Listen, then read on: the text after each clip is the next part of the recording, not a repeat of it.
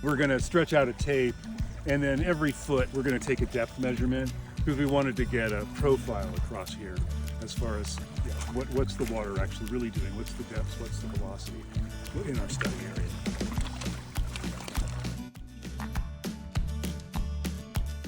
This is our sonde, and this provides all of our environmental data for us. This gives us temperature, conductivity of the water, turbidity. It gives us dissolved oxygen, pH. So it's a pretty instrumental tool for us. So we have to take it every time we do grabs.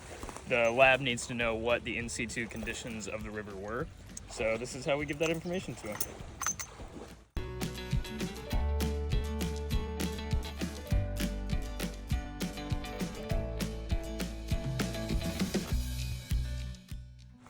Yeah, so this is our plankton net, and so this is about a 55 micron net. That's the industry standard.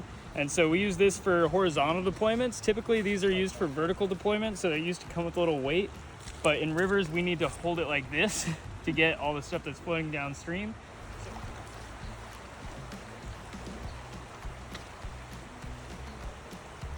So it's got this little cup here, this little stopcock, and so it's closed, it's open, so things will run through, and then when we want to collect our sample, all we have to do is just close it.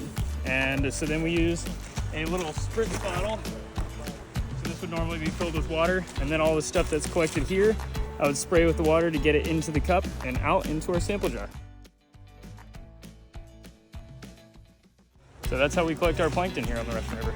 And what would you find typically? So typically planktonic species that we'll get, we might get some things, diatoms like Asterianella, maybe some Campylodiscus. We get a lot of the usual suspects, as well as anything that may have just been disturbed and fell off of the substrate and drifted down into the net. So just because it's in here doesn't mean that it's necessarily 55 microns or smaller. It's whatever happens to drift into here, but we're pretty good at sifting through. So yeah, I get a lot of cyanobacteria, mostly diatoms in our plankton sample.